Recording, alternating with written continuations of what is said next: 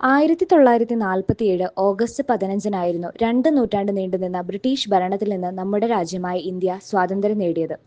ആ ദിവസത്തിന്റെ ഓർമ്മയ്ക്കായിട്ടാണ് എല്ലാ വർഷവും ഓഗസ്റ്റ് 15-ന് നമ്മൾ സ്വാതന്ത്ര്യദിനം ആഘോഷിക്കുന്നത്. ബ്രിട്ടീഷ് ആധിപത്യത്തിനെതിരെ പോരാടിയ മഹാത്മാഗാന്ധി, ജവഹർലാൽ നെഹ്റു, നേതാജി സുഭാഷ് ചന്ദ്രബോസ്, ഭഗത് സിംഗ്, താന്തിയ തോപ്പി, അബ്ദുൽ കലാം ആസാദ് തുടങ്ങിയ ധീര നേതാക്കളുടെ ഓർമ്മകൾക്ക് മുൻപിൽ നമുക്ക് പ്രണാമം അർപ്പിക്കാം. ഇന്ന് 2025 എത്തിയിരിക്കുമ്പോൾ നമ്മുടെ രാജ്യം എത്രയോ പുരോഗതി നേടിയിരിക്കുന്നു. ശാസ്ത്രം, സാങ്കേതികം, വൈദ്യശാസ്ത്രം, പ്രതിരോധം, വിദ്യാഭ്യാസം, ഗതാഗതം, വാർത്താവിനിമയം എന്നീ മേഖലകളിലെല്ലാം ഇന്ത്യ ശ്രദ്ധേയമായ നേട്ടങ്ങൾ കൈവരിച്ചിരിക്കുന്നു. നിർഭാഗ്യവശാൽ രാജ്യത്തിന് അകത്തുനിന്നും പുറത്തുനിന്നും പല പ്രശ്നങ്ങളും നമ്മുടെ രാജ്യം നേരിടുന്നുണ്ട്.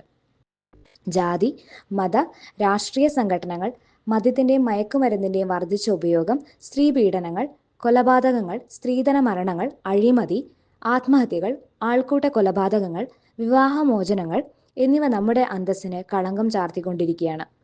അതീവ ദുഃഖകരമായി ഇവയൊക്കെ സംഭവിക്കുമ്പോൾ തന്നെ നമുക്ക് അഭിമാനിക്കുവാനും ധാരാളമുണ്ട്. ജനങ്ങൾക്ക് വേണ്ടിയുള്ള ജനാധിപത്യ ഭരണമാണ് നമ്മുടെ രാജ്യത്ത് നിലവിലുള്ളത്. ഇവിടെ എല്ലാവരും തുല്യരാണ്.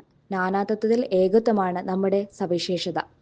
ജാതി, മത, ഭാഷ, വർഗ, വർണ്ണ വ്യത്യാസങ്ങൾക്കുപരിയായി നാം എല്ലാവരും ഒന്നാണ് എന്ന ചിന്തയോടെയാണ് നാം മുന്നേറുന്നത്. എല്ലാ ഇന്ത്യക്കാർക്കും സ്വാതന്ത്ര്യദിന ആശംസകൾ നേർന്നുകൊണ്ട് ഞാൻ എൻ്റെ വാക്കുകൾ നിർത്തുന്നു.